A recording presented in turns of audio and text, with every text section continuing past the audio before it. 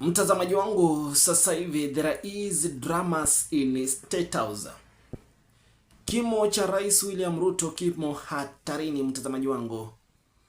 Sasa hivi taarifa ambazo zimeweza kutolewa na kuleke is that President William Ruto, kuna jambo ambalo limeweza kutokea ikulu ya rais usiku wa jana, whereby there were fights, misunderstanding, disruption na kutoelewana katika ikulu ya rais kati ya Rais William Ruto, the Deputy President Kithure Kindiki and the MPs, members of parliament. What was happening? Ni taarifa ambazo mtazamaji wangu unataka nikufahamishe leo hii.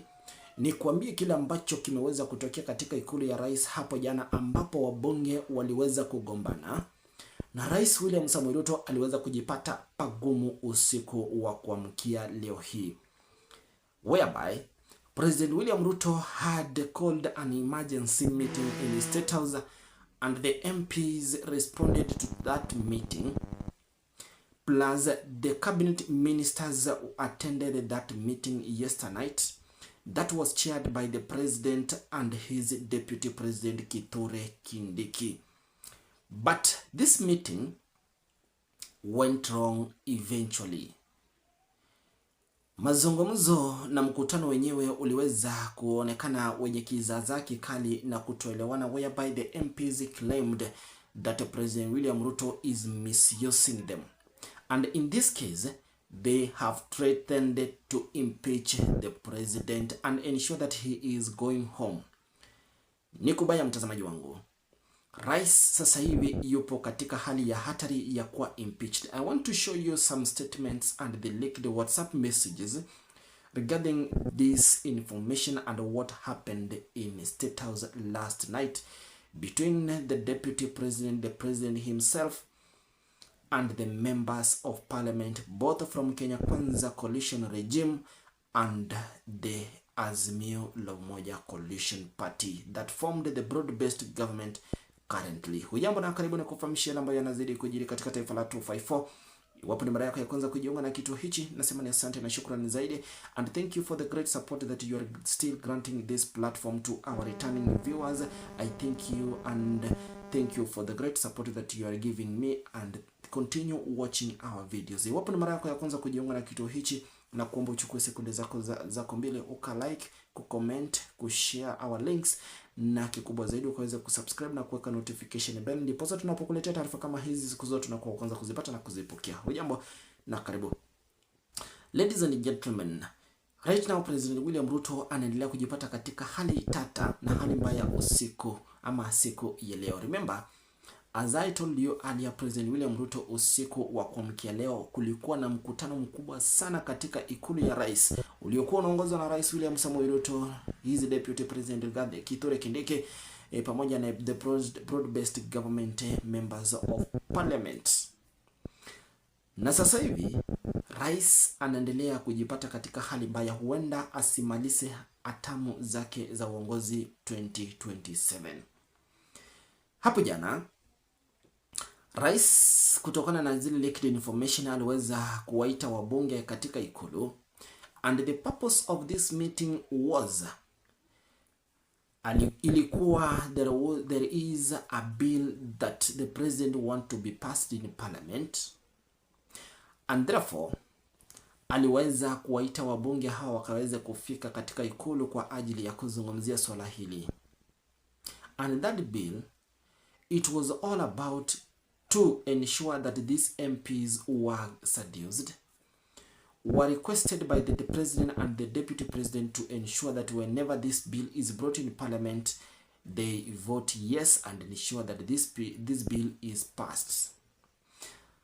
And in this conversation, wabunge walikubaliana ya kwamba wangepitisha mswada huu.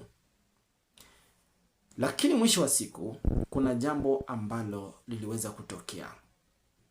Mtazamaji wangu, mtoto umleavyo ndivyo akwavyo.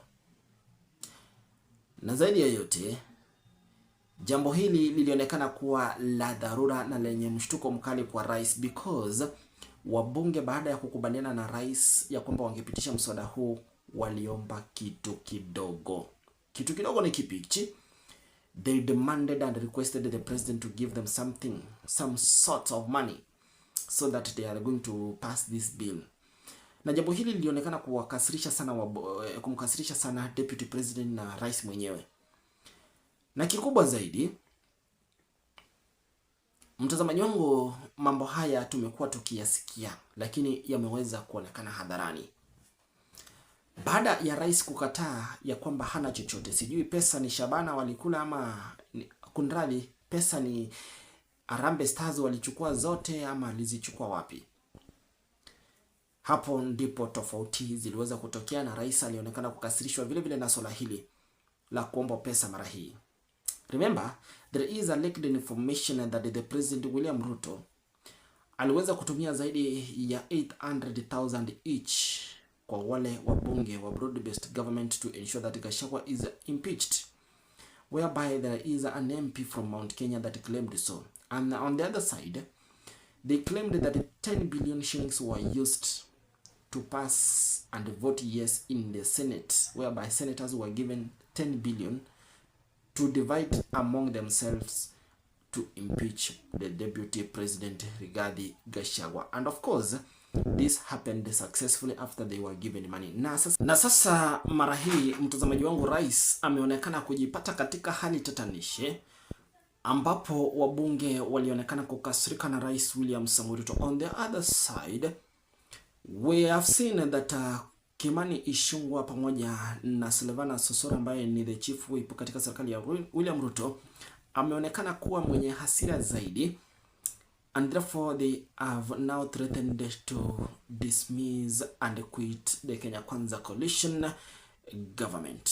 Hebu niseme hivi, katika matamshi yake Sylvana Sosoro alisema ya kwamba mara nyingi ametusiwa na kuambiwa matamshi mengi, tena mambo makubwa kuhusiana na rais.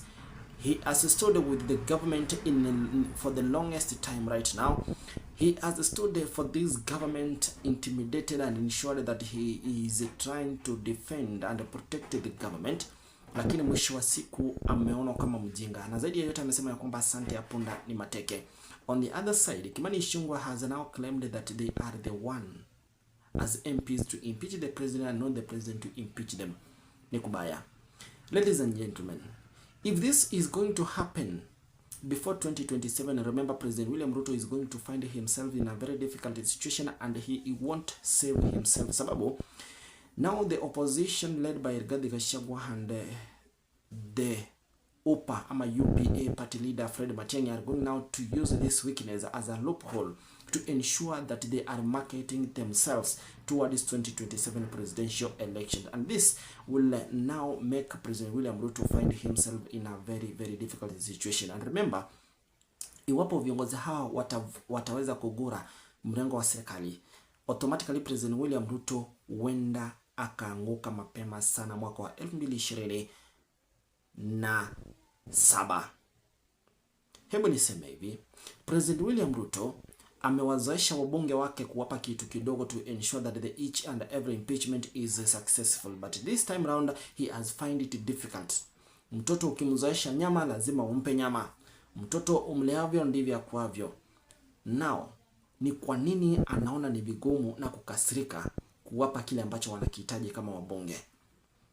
And therefore, this is now a good reflection that President William Ruto is an incompetent president in the Republic of Kenya.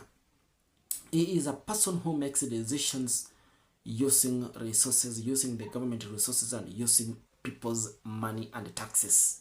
And therefore, sasa hivi Wakenya wengi wameonekana kuchoshwa na kuchukishwa na huyu rais, kwa sababu mara nyingi amekuwa akifanya mambo kwa kutumia pesa. And there is a statement. We have seen so many people in Ruto's regime, in Ruto's government resigning. Hakuna mtu ambaye anachukia pesa, mtazamaji wangu. We saw Moses Kuria ambaye ni mshauri wa karibu sana wa rais alijiuzulu. Vile vile tulimuona Justin Muturi ambaye ni kiongozi kutoka eneo la Mlima Kenya alijiuzulu. And so many other leaders. But my question remains, if President William Ruto is going to be left as the only person in the State House, do you think he is going to win 2027 presidential elections? It will be very difficult. And therefore, the opposition are going to use his weakness to ensure that they defeat him. Hebu tuone maoni yako na wazo lako hapo kwenye comment section. Thank you for watching this video and let's meet in our next episode.